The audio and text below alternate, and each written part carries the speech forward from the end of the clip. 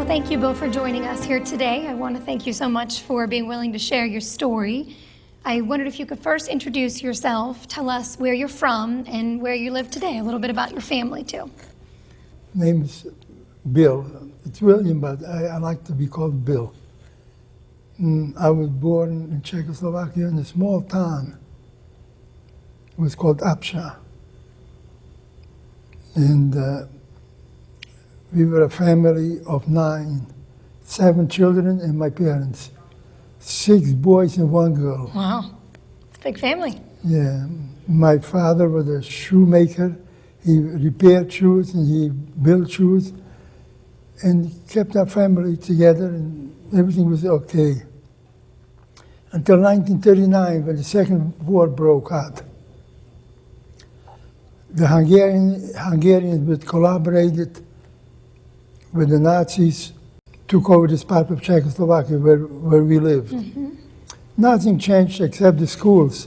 Started going to Czech school, we started going to Hungarian school, which was okay. Do you need some water? No.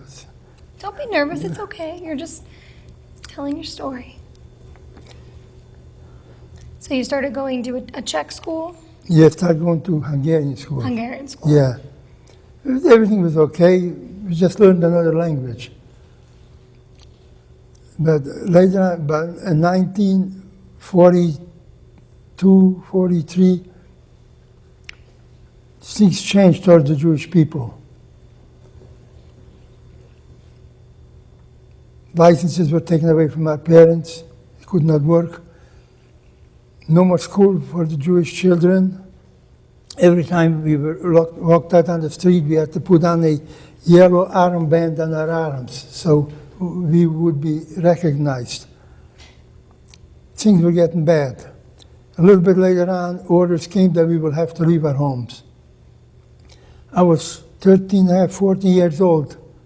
I couldn't understand why do we have to leave our homes. We just did what our parents told us to do. We were allowed to get picked up and we can take only what we can carry in our hands. 3 days later, the police, Hungarian soldiers and Nazi soldiers came and we all had to get out from the house. Out on the street. There was about 3,000 people. Wow. From many little towns together. And we had to start walking to the outskirts of the town, not knowing where we're going, why. Little children crying. It was terrible, it was bad. There's nothing we can do about it. We walked till we arrived to a railroad station. There was a train of about 50 or 60 freight cars. No, freight cars are not for human beings, they're for animals and freight and so on. We had to start getting into those cars. Something happened at one point which I cannot forget. The guards were standing and counting the people. They wanted whatever, 50, 60 or 70 people in each car. The children could not get up. The parents had to pick them up and put them on the cars. As soon as there was enough people, whatever they wanted, the group had to move to the next car. At that point, some families were separated. Some of the children were left on the ground or put on the cars. It was terrible. Children were screaming and crying. But the guards didn't care. Was your family together? We were still together at that point, yes. We, after we were all in the cars, they brought over 3 or 4 loaves of bread for each car, which wasn't enough for 70, 80 people. They brought over some buckets of water too. After that, the doors were closed and locked from the outside. And the train started out. Like I said, we didn't know where we're going or what's going to happen. We traveled for 3 days and 3 nights, not knowing where. And what was We that finally- journey like? That 3 days, what was that like? It was horrible, we didn't have enough. You couldn't lay down, you barely enough room to stand. It was bad. But like I said, there's nothing we can do about it. Right. We were locked inside there. One of the problems we had was there was no bathroom facilities in those cars. It's many little children, babies, and old people and sick people. It was a big problem. Well, the buckets that we had water in was used up, and those buckets were used for bathroom facilities. If somebody wanted to go to the bathroom, 2 people held up a blanket in the corner of the car, and the child or the person went behind there. It was terrible. We could not empty out those buckets either. Mm-hmm.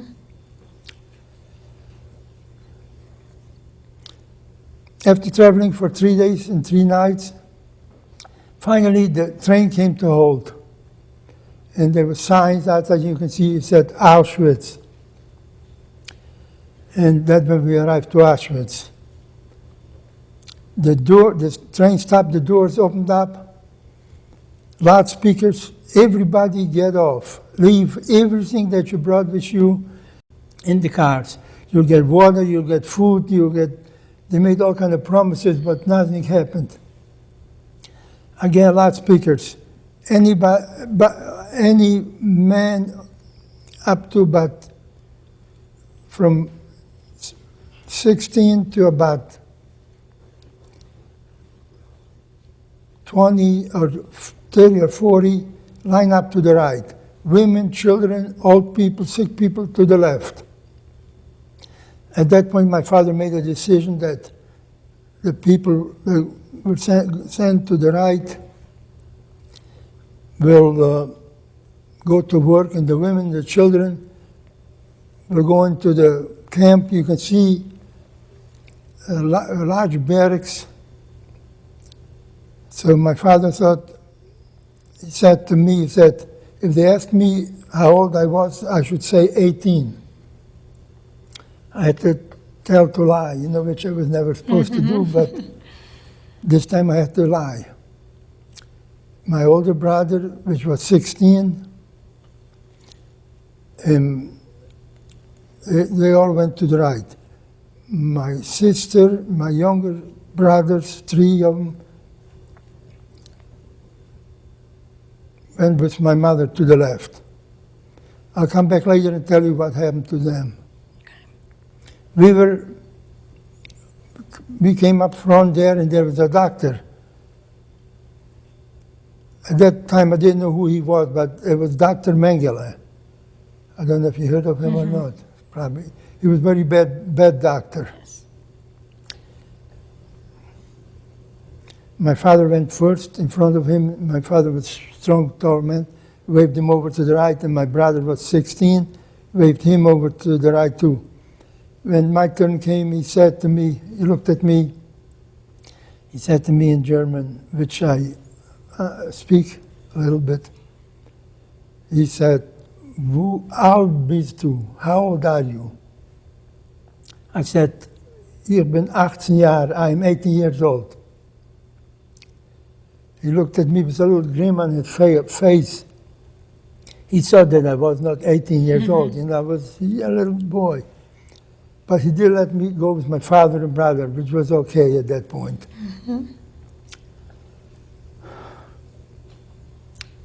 We were taken into the main camp. There was a big sign which read in German, "Arbeit macht frei." Work makes you free. Again, didn't mean much to me at that point. We were taken into one of the barracks, and we were told we'll get food and water and all the kind of promises they made, which never happened. We were tired, we were hungry, we were thirsty. We finally fell asleep on concrete floors. Early in the morning, we were awakened, taken outside to be counted, which happened all the time. Counting was going on all the time because this is how they were. they brought over our first breakfast,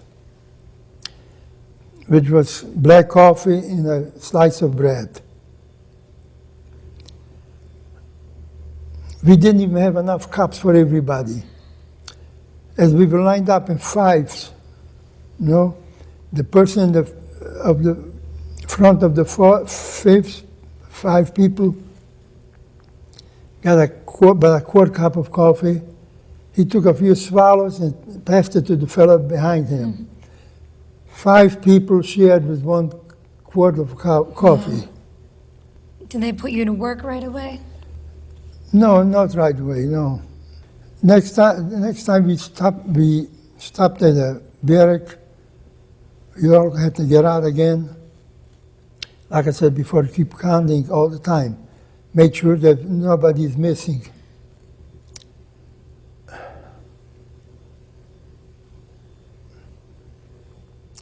One day we were standing for appel, which meant roll call. It happened all the time, appel. The guy walked down and he was looking and he said, anybody under 18 step out. I did not want to step out. I was hiding behind my brother and father. The guy walked down, up and down, and looked till he saw me. He said, again, asked me how old I was, and I told him 18. He shook his head, no. He says, come with me. Got a hold of me and pulled me, and I had to get out from there, and he took me down to another barrack, which there was 2 barracks full of boys, 2,000 boys, oh, wow. Which they gathered together. Put me in there with those boys. We were locked up in there for a while. We didn't know what was going to happen. After being in there for about a week, the doors opened, they let us out. We could get out of the barrack. We could not go nowhere else but just walk around the barracks there. What did they have you doing? At once, not much. Some of the people were going to work, but I did not. And how long were you with all the boys? We were in there for about, how long we were all together. Mm-hmm. We were there for a while. Then came September 1944. Jewish New Year's came up, and Dr. Mengele wanted to see the 2,000 boys. We were taken outside, had to take our shirts and jackets off, and we had to again line up in a single file and come in front of Dr. Mengele. I know we were in trouble at that point. We had to march down in front of Dr. Mengele, and again he looked at you, send you left or right. I knew right was okay and left was bad. Out of the 2,000 boys, 1,400 boys were picked out from there. Those boys, in the next night, were all taken to the gas chambers. 1,400 boys were killed that night. It's just, I could not believe it, that was happening.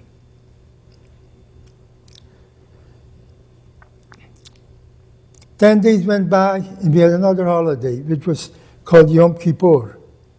Dr. Mengele wanted to see the rest of the boys. So this would be your 3rd time going before Dr. Mengele? Yes. You know, I'm dropping a little bit. Dr. Mengele, he was very bad.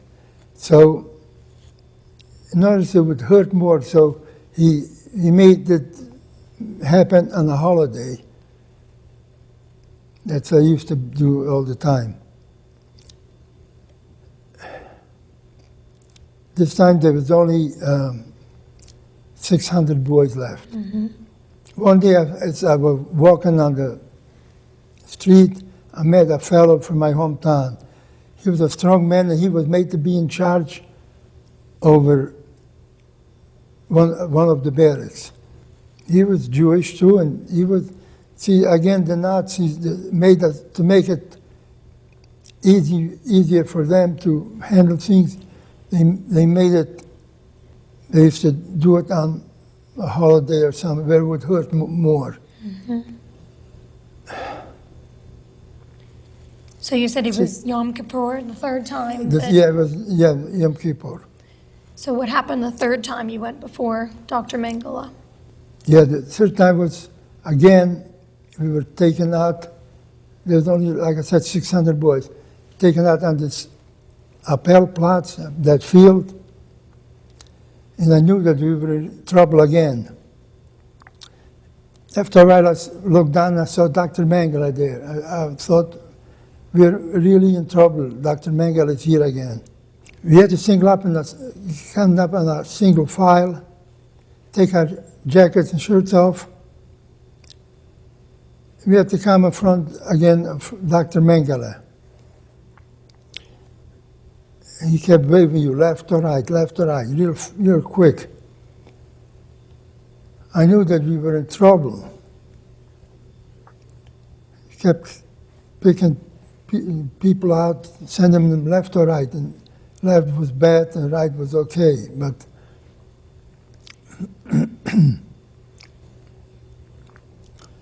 out of the 600 boys, maybe 25 or 30 boys were let go. They could walk away. The rest of them were locked up, and to them, that night, they were all taken to the gas chambers. 2,000 boys disappeared. I couldn't believe it. I cried a lot, but crying didn't help. I had to stay strong because I wanted to survive. So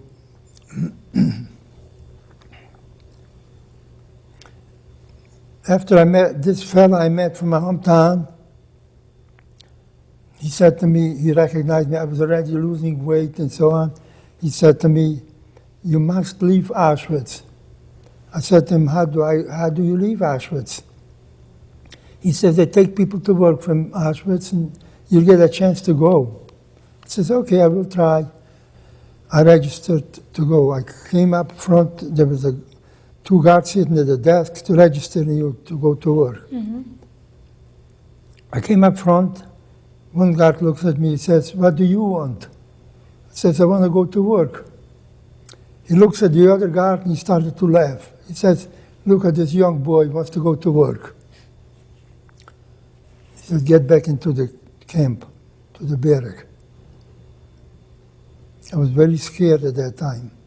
If I cannot leave Auschwitz, what's going to happen? I'll probably die in Auschwitz. But my will to live was very strong. I wanted to survive. I wanted to be free again.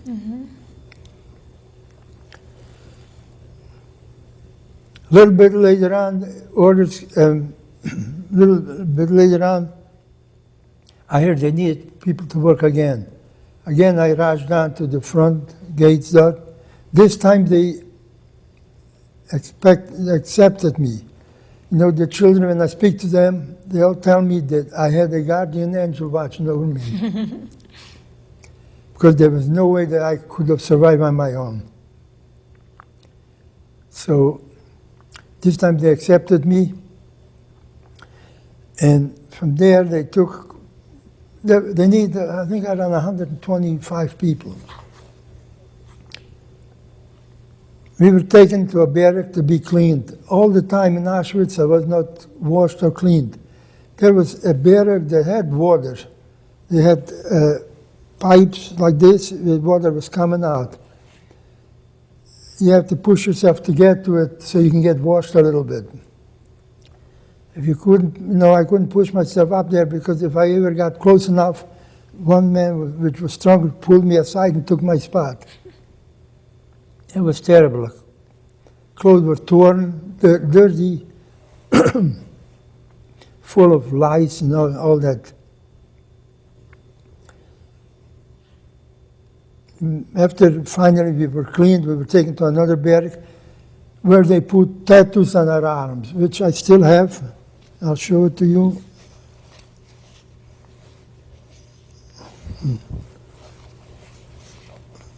somebody zip this. Here.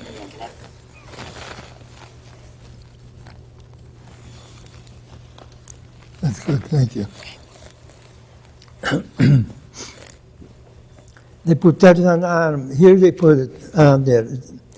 Here it says B10575. So you have to keep it this way so you can read it. Okay. And it's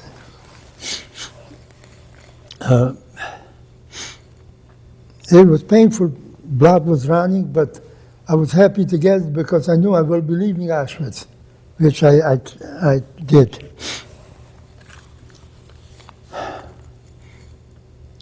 There was 2 or 3 trucks waiting, and we were loaded up on those trucks, and we left Auschwitz. I was so happy to leave Auschwitz. I knew my chance to survive would be much better. We traveled for about 3 or 4 hours. We came to another camp, which was called Gleiwitz. Up there too, it was just like Auschwitz, barbed wire all the way around, barracks and all that stuff. They put us to work up there.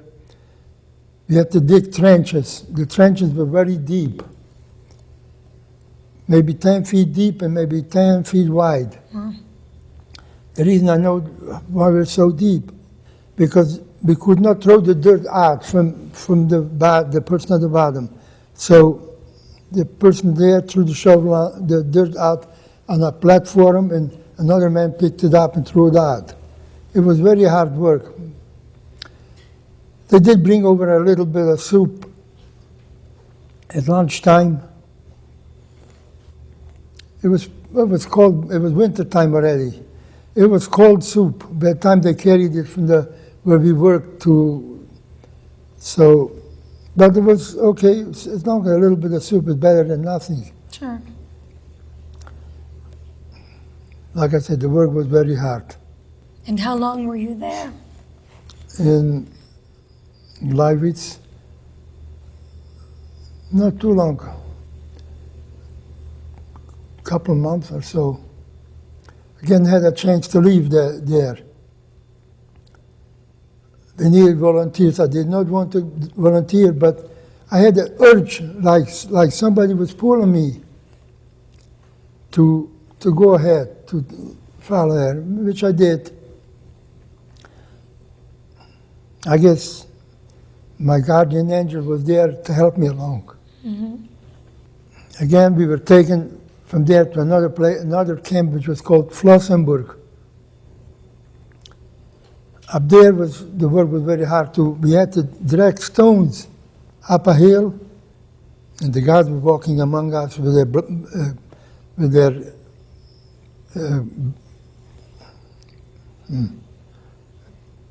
hitting us all the time. Hurry up, hurry up. It was terrible. Did they take you anywhere from there? Yeah, I went to another camp, yeah. We were moved to a little town. Couldn't figure out why they'd taken us to a little town to work. Well, there was a large airfield up there where the Nazi flyers used to land and refuel their things, whatever they had to do. And the Americans used to come and bomb it all the time. Our job was to, as soon as the planes left, we had to start shoveling the dirt and trying to fix it up again for those Nazi soldiers. One little incident I want to tell you what happened. Every day at lunchtime, we had to walk off the field to get our soup. There was a building there that had some soup up there. We had to carry our shovels with us all the time. A shovel was more important than a human being to them. Everybody was hungry, everybody was pushing to get their soup because sometimes there wasn't enough soup, so you didn't get to eat. After we ate, we started to walk to go back to work. I looked around and looked for my shovel. I could not find my shovel. Oh no. Somebody took it or whatever. It just disappeared. All the people lined up started to walk back to work. I'm standing there without a shovel. One of the guards saw me, he walked over. Again, where is thine shovel? Where is your shovel? I told him there's no shovel. He says, that is sabotage. You know, wartime sabotage means you get killed, you get hung or shot. When I heard him say that, I was really scared. He's walking fast and I cannot keep up with him. He's right behind me and he carried a club. Those clubs are like hard rubber. He hit me with that bar in my head one time, and I get it the second time. When he hit me the second time, I got dizzy and I fell to the ground. I said to him, please do not hit me. He pulled out his revolver and he pointed at me. He says, if you don't get up right now, I will shoot you. I took all my strength and I got up. Blood was running down my face. It was terrible. We kept on walking.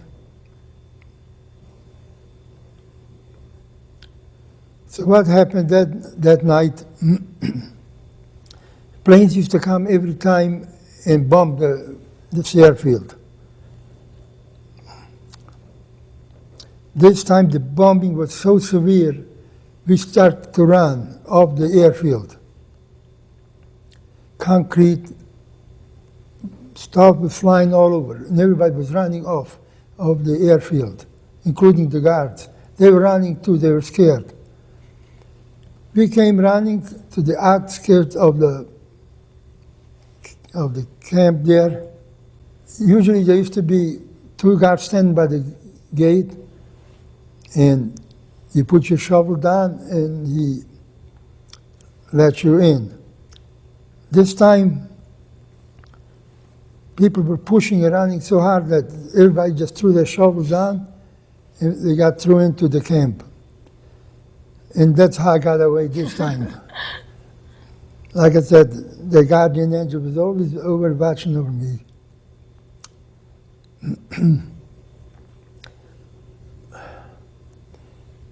I remember one more thing I'll tell you. One time they were taken to a train station where they were unloading cement bags. So some people had to get up on the car and hand it down to another guy on the ground. Mm-hmm.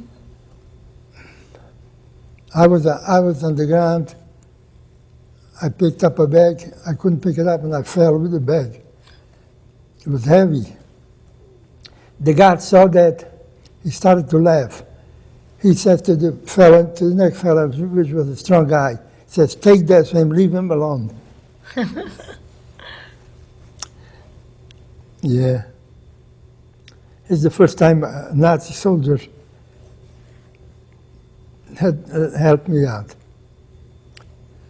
I'll have to backtrack a little bit. Okay.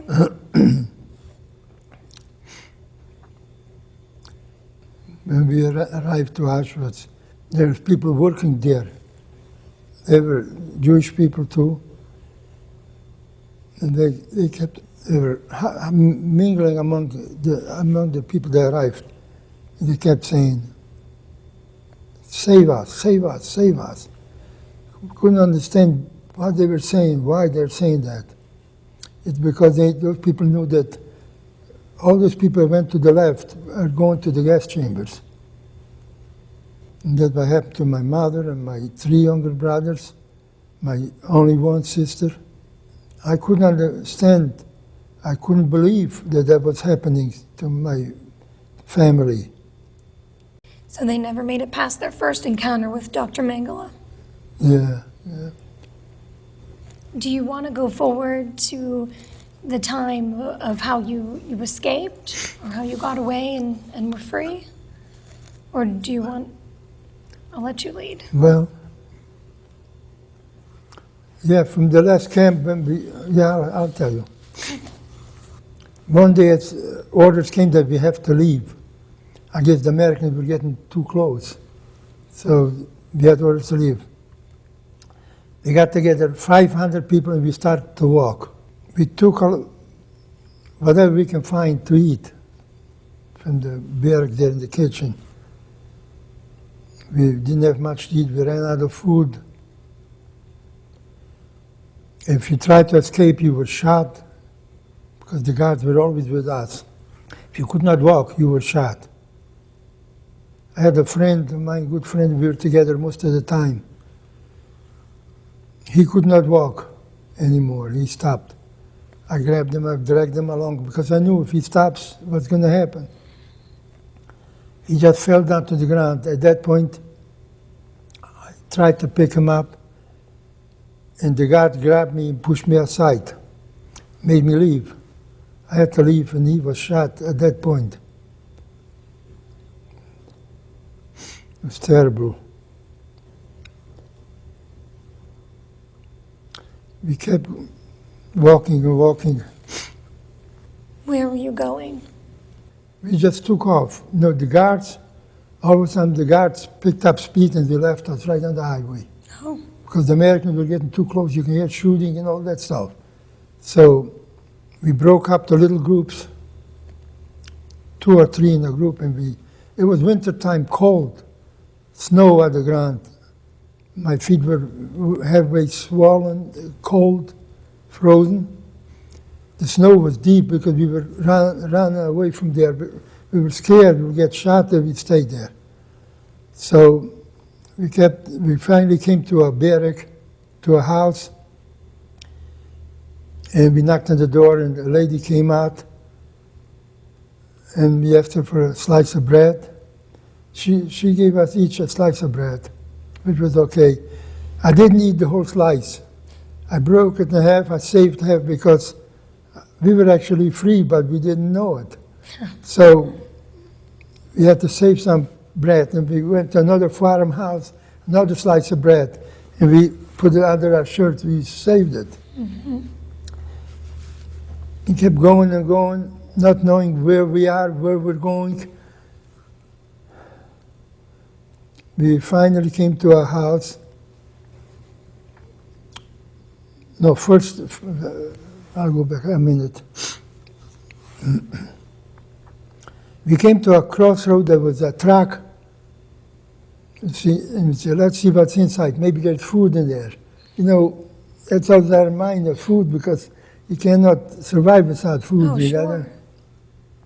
So we opened the doors up. It was full of Nazi uniforms, new uniforms. We were all dirty, full of lice.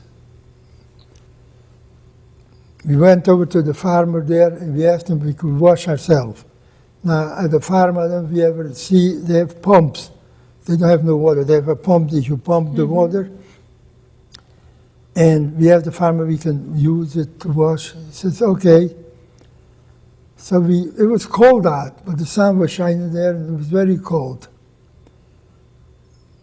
And we cleaned ourselves the best we could. And we each put on a uniform, Nazi uniform, which was a big mistake we made at that point, you know. But it felt good at that point. And we continued on walking. Finally, we came to a farmhouse again. That's all we saw, farmhouses. We kept going and going and going, not knowing where. This farmer told us, go there to the next town, and the Americans occupy that town, and they'll help you out. We were dressed in Nazi uniforms, you know, which was, I don't know, Guardian Angel was always watching. So then did you go to that town with the Americans? Yes, we went down, yeah. We came to the highway there of the road. Yeah, we were dressed in Nazi uniforms. We came down to this town, and a jeep pulls up with 3 American soldiers, MPs. They had a band that says MP on their military police. We were dressed in Nazi uniforms, you know. They pulled their revolvers out and pointed at us. we couldn't understand what they were saying. We couldn't speak their language. We were in trouble at that point.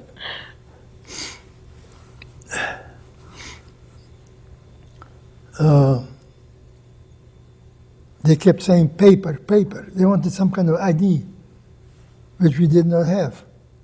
There was a roll of, there was a, gosh, a little fenced-around thing was full of Nazi soldiers. They put us in with those soldiers. Again, we were so scared. What's going to do to us? Late afternoon, again, American MP, or 2 or 3 of them came over, and they put us in the Jeep and took us into the city. And they, like I said, we couldn't speak the language, and we were in trouble. But a little later on, there was one soldier, American soldier, that spoke Hungarian. Okay. See, I forget. And I speak Hungarian, so I start talking to him. Okay, he took us on the Jeep, took us in to a place, a big, large building, which had a few survivors like myself. Okay. Yeah. And they were army nurses, but they were. And we were cleaned because we were all dirty. We were cleaned and put on medication and gave us plenty to eat, which was important to us. And one more thing I'll tell you is every time we ate, I put food under the bed. I was hiding food under the bed for later, you know. So the women came to clean. They found all kind of food under the bed. They came to me. They said, "Why are you putting food under the bed?" I said, "Well, maybe tomorrow I won't have what to eat." They said, "Don't worry. You'll be okay. You'll have plenty to eat." I'll stop now. I guess one question I would have is, how often do you think about your past and what happened to you? Is it something you think about every day? I used to a lot. I used to dream a lot, and once in a while I still dream. And not long ago, I had a dream about it. It wasn't a great while I get it. I dreamed that the Nazi soldier is chasing me. I actually fell off my bed. Oh. My wife woke up and she said, "What's the matter?" I said, "Nazi soldiers are chasing me." But usually it's very little I dream about it now. I used to dream a lot about it. But as time goes by, it got better. How important do you feel it is for students growing up today to learn about the Holocaust as part of their history? Very important it is. I spoke to 250,000 children. That's great. And yeah, I got letters. I got boxes full of letters from the children. And children always ask me to write to them. And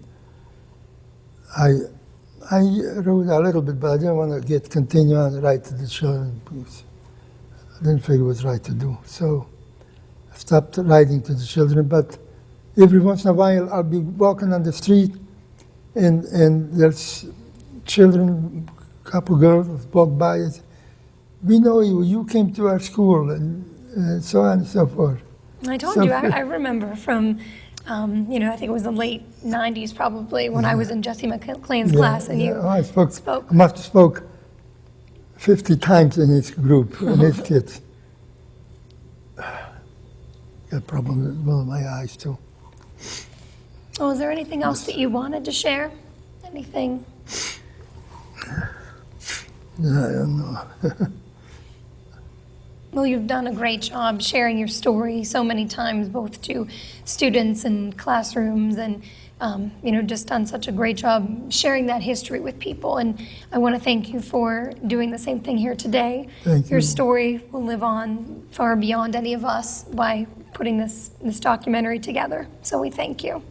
Thank you very much.